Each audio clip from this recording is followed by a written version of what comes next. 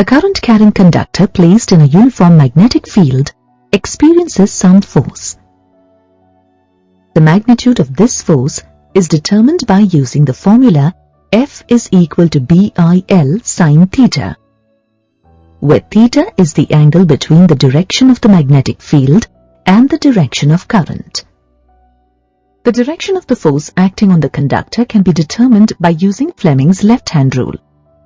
According to the rule, when we stretch the thumb, the index finger and the middle finger on the left hand in three mutually perpendicular directions, if the middle finger indicates the direction of current in the conductor, the index finger indicates the direction of the uniform external magnetic field. Then, the thumb indicates the direction of the force on the conductor. Now, let us discuss the forces acting on a rectangular current-carrying loop when it is placed in a uniform magnetic field. Consider a rectangular loop PQRS of length L and breadth B placed in a uniform magnetic field in such a way that the plane of the loop is parallel to the magnetic field. Connect the rectangular loop to a battery as shown, such that the current in the loop is along the direction PQRS. Let B be the magnetic induction of the uniform magnetic field between the two magnets, and I be the constant current passing through the rectangular loop. To simplify the understanding of the topic, we neglect the ends of the loop from where the current enters and leaves the loop. The magnetic field exerts some force on the arms of the current-carrying rectangular loop. The direction of current in the arm PQ of the loop is perpendicular to the direction of magnetic field. Sin 90 is equal to 1. Hence, the magnitude of the force acting on the arm PQ of the rectangular loop due to the magnetic induction B is F1 is equal to BIL sin 90, which is equal to BIL, where L is the length of the arm PQ. Let this be equation 1. Here, the direction of the force is determined by using Fleming's left-hand rule. Stretch the three fingers of left hand in three mutually perpendicular directions. Here, the direction of the magnetic field is from north to south, represented by the index finger of the left hand. The direction of current is from P to Q of the rectangular loop, represented by middle finger, and the direction of thumb represents the direction of force acting on the arm PQ of the loop. That is, the force is acting downward with respect to the plane of the loop. The direction of the current in the arm QR is parallel to the direction of the external magnetic field. This implies that the angle between the direction of the current in QR and the direction of the magnetic field is 0 degrees. Sin 0 is equal to 0. Hence, the magnitude of the force acting on the arm QR of the rectangular loop due to the magnetic induction B is F2 is equal to 0. Let this be equation 2. The angle between the direction of the current in RS part of the loop and the direction of the magnetic field is 90 degrees. Sin 90 is equal to 1. Hence, the magnitude of the force acting on the arm RS of the rectangular loop due to the magnetic induction B is F3 is equal to BIL. Let this be equation 3. Here, using Fleming's left-hand rule, we find that the force acts upwards with respect to the plane of the loop. The angle between the direction of current passing through the arm SP of the loop and the direction of the magnetic field is 180 degrees. Sin 180 degrees is equal to 0. Hence, the magnitude of the force acting on the arm SP of the rectangular loop due to the magnetic induction B is F4 is equal to 0. Let this be equation 4. We observe from the equations that the magnitudes of F1 and F3 are equal. As they act on the loop in opposite directions, they are unlike forces. Hence, the net force acting on the body is 0. As the two forces F1 and F3 are non-collinear and are separated by the perpendicular distance b, which is equal to the breadth of the rectangular loop, they result in turning the loop. These two forces cause the rectangular loop to rotate about an axis that lies in the plane of the loop, parallel to its length and passing through its center. Thus, the axis of rotation of the loop passes through the midpoints of QR and SP. The magnitude of the torque τ1 due to F1 is equal to the product of F1 and the perpendicular distance between the point of application of F1 and the axis of rotation. This gives τ1 is equal to F1 into half of B. Similarly, the magnitude of torque τ3 due to F3 is equal to F3 into half of B. The net torque on the loop τ is equal to the sum of τ1 and τ3, which is equal to F1 into B by 2 plus F3 into B by 2. But F1 is equal to F3 and both are equal to BIL. Then τ is equal to BIL into B by 2 plus BIL into B by 2, which is equal to BI into LB. As L into B is equal to the area of the rectangular loop A, we can denote the torque acting on the rectangular current loop τ is equal to BIA. The net torque on the loop tends to rotate it in the anti-clockwise direction when viewed from SP side of the loop. We know that torque is a vector. Hence, the expression for torque on the rectangular current carrying loop placed in the external magnetic field can be represented using vectors. We know that magnetic induction B is a vector. We now assume another vector A called the area vector. The direction of the area vector is given by right-hand rule. If the right hand is stretched and the four fingers of the hand curl in the direction of the current in the loop, then the thumb, which is extended out, indicates the direction of the area vector.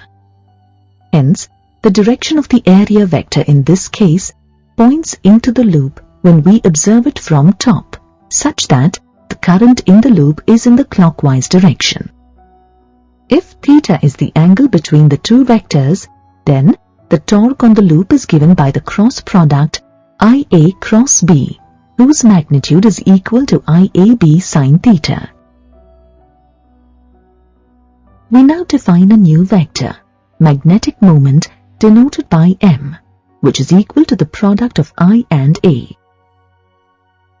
Thus, the direction of M is the same as that of the area vector and its SI unit is ampere meter square. Hence, torque on the current carrying rectangular loop is given by the expression τ is equal to M cross B, and hence the magnitude of the torque on the loop is given by MB sin theta. In this case, the angle between the magnetic moment and the magnetic induction is 90 degrees. As sin 90 is equal to 1, the torque on the loop is the maximum. Now let us consider another case where the magnetic moment makes an angle theta other than 90 degrees with the direction of the magnetic field. That is, the angle between the directions of the area vector and the magnetic field is other than 90 degrees. When the current passes through the rectangular loop, the magnetic field exerts some force on the sides of the rectangular loop as discussed earlier. Here too, the angle between the direction of current through PQ and the direction of magnetic field is 90 degrees. Hence, the force acting on the arm PQ of the rectangular loop due to the magnetic induction B is F1 dash is equal to BIL. Let this be equation 5.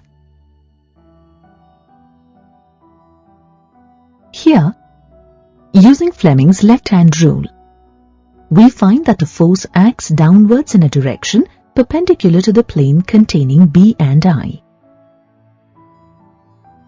In the case of arm QR, the length of the arm QR is not perpendicular to the direction of the magnetic field. Area vector makes an angle theta with the magnetic field.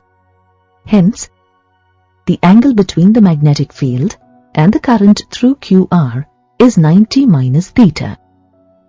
Then, the force on QR, part of the loop due to the magnetic field, is F2 dash is equal to BIB sin 90 minus theta, which is equal to BIB cos theta. Let this be equation 6. The direction of force F2 dash is obtained by using the right-hand rule. When the four fingers of a stretched right hand curl from the direction of current in QR towards the direction of magnetic induction B, the thumb indicates the direction of the force on QR. Thus, the force F2 dash acts perpendicular to the plane containing I and B, outward of the loop along its axis of rotation. The direction of current through the arm RS of the loop is perpendicular to the direction of magnetic field. Then, the force acting on the arm RS of the rectangular loop due to the magnetic induction B is F3 dash is equal to BIL. Let this be equation 7.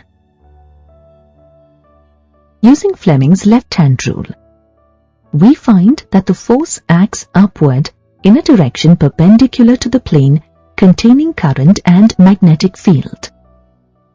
The direction of current through the arm SP of the loop makes an angle 90 minus theta with the direction of the magnetic field.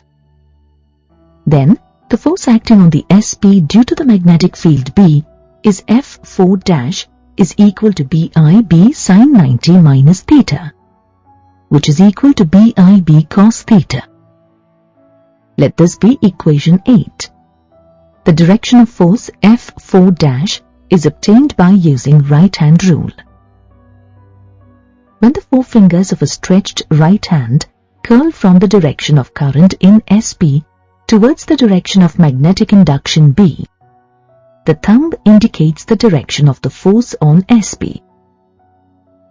Thus, the force F4 dash acts perpendicular to the plane containing I and B outward of the loop along its axis of rotation. We observe that the forces F2 dash and F4 dash, which are equal in magnitude, act along the same line, that is, along the axis of rotation.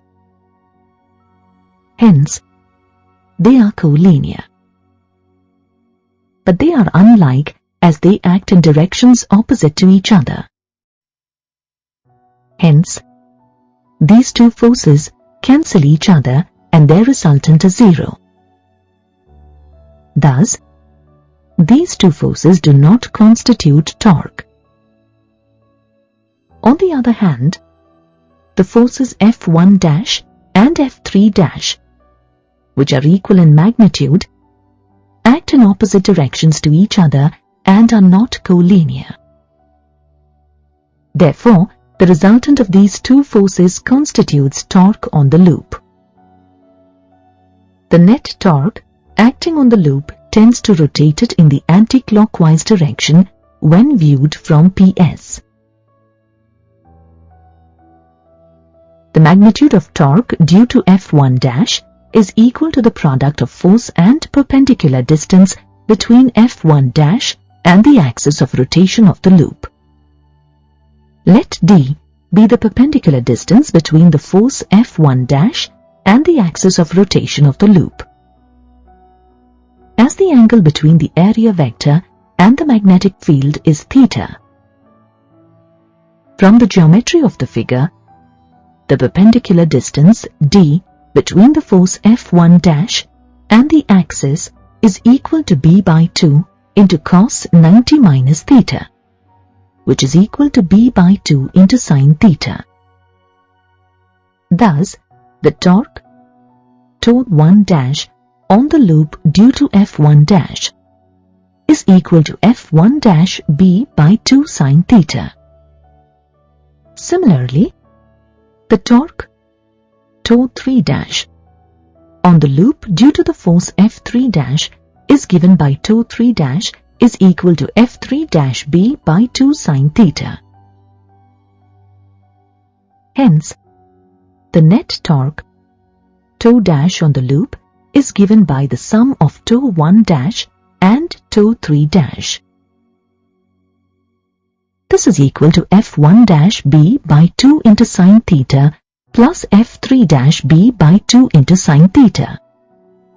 But F1' is equal to F3' and both are equal to BIL. Then T' is equal to BIL b by 2 into sin theta plus BIL b by 2 into sin theta.